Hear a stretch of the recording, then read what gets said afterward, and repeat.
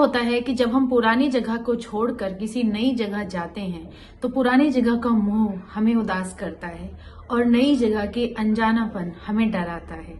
इस पर रविन्द्रनाथ टैगोर जी बहुत ही खूबसूरत लिखते हैं। आपके लिए लेकर आए हैं रविन्द्रनाथ टैगोर की गीतांजलि से कुछ अंश। कितने ही अनजानों से तूने मेरा परिचय कराया है, कितने ही पराये घरों में तूने मुझे स्थान दिलाया है। बंधु तू दूरस्थों को निकट और परिकियों को आत्मीय बनाता है। पुराने घर को छोड़ जब मैं किसी अपरिचित घर में जाता हूँ तो मैं डर जाता हूँ कि क्या होगा। यह बात भी भूल गया कि वह नई जगह भी तू मेरे साथ चिर परिचित होगा। बंधु तू दूरस्थों को निकट और परकियों को आत्मीय बनाता है। जीवन मरण निखिल भुवन जहाँ भी तू मुझे ले जाएगा, वहाँ जन जन्मांतरों से परिचित तेरा साथ तो रहेगा ही। तुझसे परिचित होकर कोई अपरिचित नहीं, मनाही नहीं कहीं जाने की, कोई भय नहीं। तू सबके एकत्र रूप में जागृत है, मैं सदा तेरे दर्शन। बंधु तू दूरस्थों को निकट परिकियों को आत्मीय बनाता है। बंधु तू दूरस्थों को निकट और परिकियों को आत्मीय बनाता है। हम कहते हैं ना, आजकल इंस्टाग्राम फेसबुक सब जगह पढ़ते भी हैं कि जो जा रहा है उसे जाने दो, तुम्हारा होगा तो तुम तक आएगा, नहीं होगा तो नहीं आएगा। इसके अलावा कुछ लोग होते हैं इंट्रोवर्ट, यानी कि अंतर्मुखी।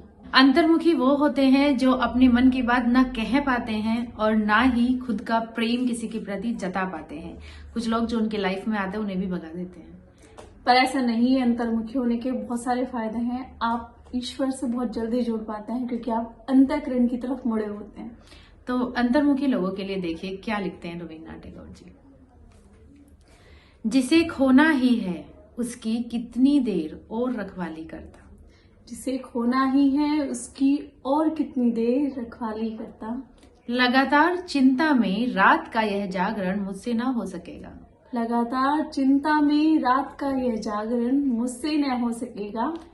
रात दिन मैं अपने द्वार बंद किए बैठा हूँ। रात दिन मैं अपने द्वार बंद किए बैठा हूँ।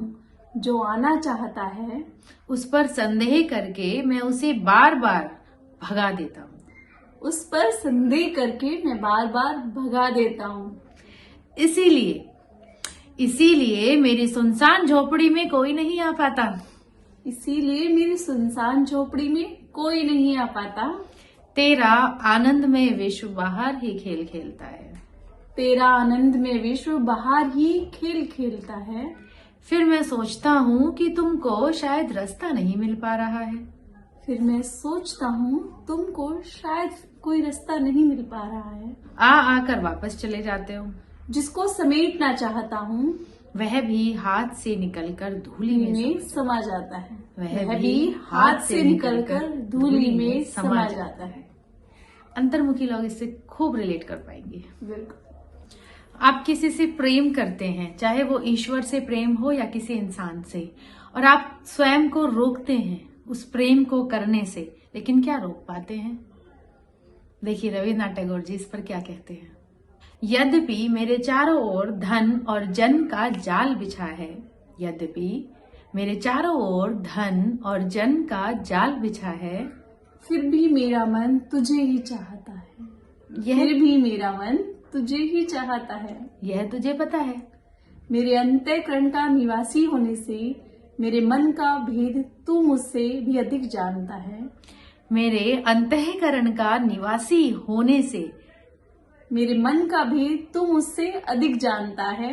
मैं सुख में रहूं, मैं दुख में रहूं, सब कुछ भूले रहने पर भी मेरा मन तुझे ही चाहता है। यह तुझे पता है। यह तुझे पता है। मैं अपना अहंकार नहीं छोड़ सकता, उसे अपने माथे पर ला दे सारी दुनिया में भटकता रहा हूँ। उसे छोड़ता तो सब पा जाता। उसे छोड़ता तो सब पा जाता। किंतु इस सब के बीच मैं तुझे ही चाहता हूँ। किंतु इस सब के बीच मैं तुझे ही चाहता हूँ। तुझे पता है। मेरे पास जो कुछ है सब मुझसे कब लेगा। मेरे पास जो कुछ है सब मुझसे कब लेगा। सब त्याग कर ही मैं तुझसे मिल पाऊंगा। सब त्याग कर ही मैं तुझसे मिल पाऊंगा। मेरा मन तुझे ही चाहता है, मेरा मन तुझे ही चाहता है, यह तुझे पता है। यह तुझे पता है। एक होती है भक्ति और एक होती है भक्ति में डर कि भगवान तुझसे कहीं मुंह ना मोड़ लूं। मेरे जीवन में भी एक बार ऐसा आया था कि कहीं ऐसा ना हो कि जब मेरे जीवन में सुखी सुख आ जाए तो मैं भगवान को भूल जाऊं। इस पर रविन्द्रनाथ टैगोर देखिए क्या लिखते हैं। प्रभु यदि अब जीवन में तुझे ना देख पाऊं तो यह बात मन में कांटे की तरह चुभती रही कि तुझे नहीं पा सका, ये बात मैं भूल न सकूं, इसकी वेदना सोते में स्वप्न में भी बेचैन करती रहे। संसार की हाट में कितने ही दिन बिता दूं मेरे दोनों, हाथ धन धान्य से कितनी ही बार पूरी तरह भर जाएं, उससे मुझे क्या मिलेगा, यह बात मन में चुभती ही रहे, चुभती ही रहे कि तुझे नहीं देख पाया, तुझे नहीं पा पाया। आलस्य में जब रास्ते के किनारे बैठूं और विश्राम करूं, और विश्राम के लिए बिछौना लगाने की व्यवस्था करूं, तब भी भूलने जाऊं कि अभी तो पूरा पथ पड़ा है, यह बात मन से ना भूले कि मैं तुझे ना पा न सका। कि मैं तुझे न पा सका।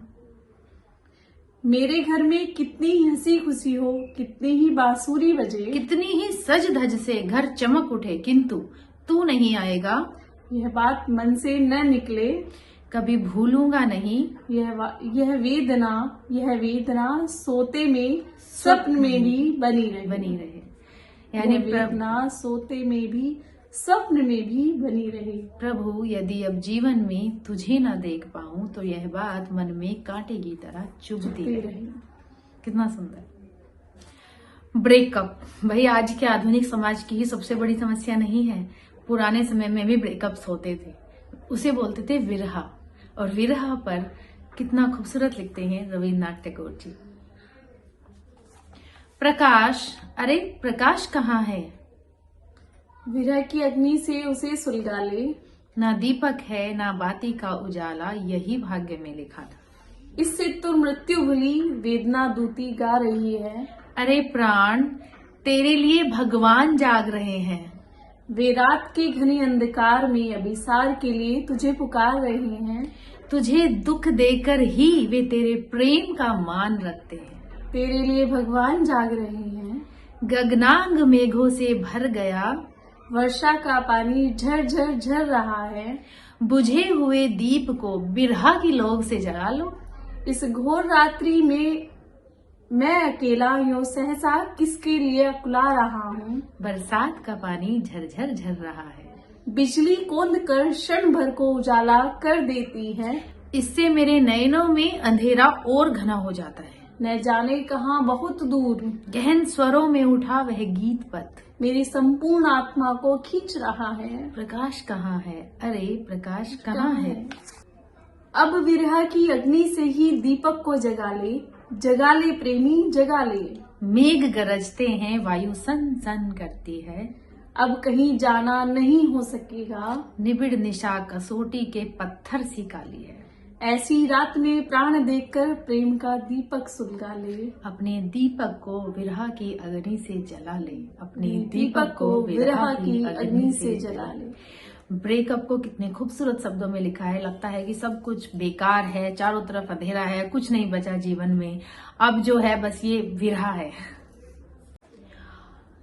आप जब दुखों से घिर जाते हैं, निराशा से घिर जाते हैं, तब क्या दुआ करते हैं? ये कि मेरे दुख कम कर दो, और ये मेरे साथ ही क्यों हुआ।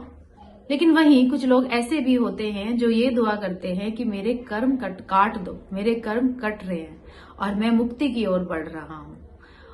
इसके अलावा वो दुआ करते हैं कि हे ईश्वर मुझे शक्ति दो कि मैं सहन कर सकूं।